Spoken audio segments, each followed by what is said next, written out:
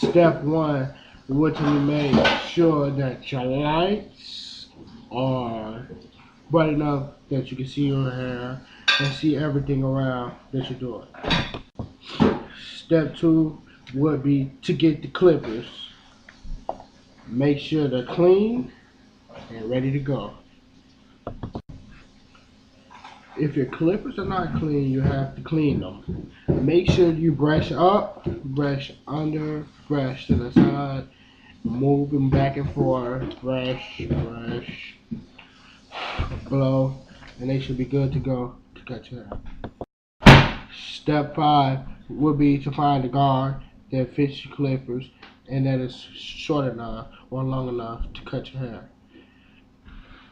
Make sure it fits the clippers. That's mostly important.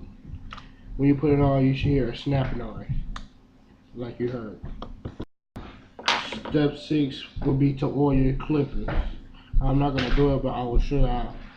You just pour a little around the top, a little around the bottom, and brush it around with your fingers so that the clippers cut more easily and efficiently.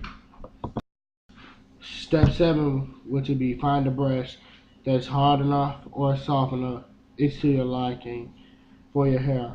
You brush your hair down and brush it around, and that's so that you don't get any patches while you're cutting your hair. And almost the most important step is to cut on the clippers. There should be a button on the side to cut them on. You're not gonna hear the noise because mine are plugged up.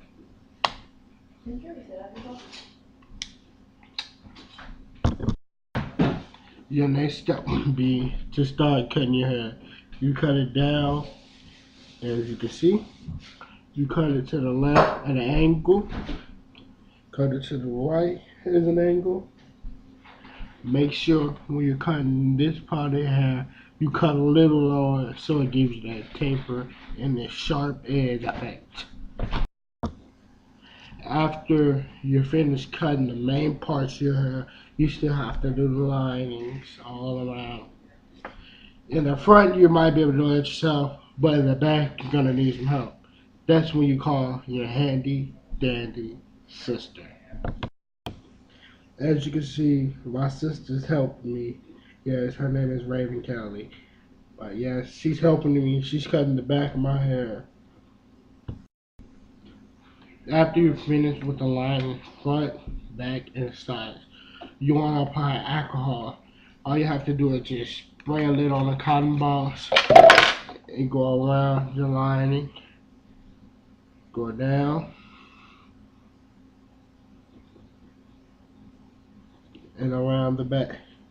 It might burn a little bit, but it's better to have bumps all over your head because you didn't apply the alcohol. The next step is to shampoo your hair. This is to get the rest of the little hair that is still inside. You don't want to have hair particles everywhere. They get in your eyes, they make you itch. It's not a good feeling. To shampoo your hair, you put a little in your hand, you mix it together, and rub it all around your hair. I didn't put it in the air because I don't feel like washing my hair. The next step would be to make sure the water isn't too hot or too cold to wash the shampoo.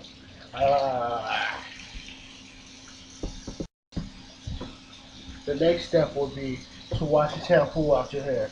You don't want the water too hot or too cold. You don't want to burn your scalp.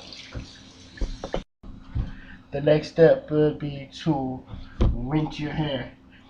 If you need help, have someone help you. You just apply the water and move your hands in a way that your hair is made to move. Okay. The next step would be to dry your hair. It doesn't really matter what you use, but I like to use this towel instead of this big noisy monster that blow dryer. Next thing you do is apply the grease to your hair. You take about a quarter size amount, put it in your hand, rub it together, make sure it's in a good Put it down, back, left at an angle. It's about the same as you would brush your hair. The last step and the most important step is to cover your hair. I use do-rags. It's like a scarf, but with a tie at the end. To apply the do-rag, you just lay it on top of your head evenly. Make sure the line lines up with the middle of your nose, and it comes right above your eyebrows. You wrap it around the back, you wrap it around the front, tie a knot in it, and then put it around, pull, tuck, roll, and you're good to go.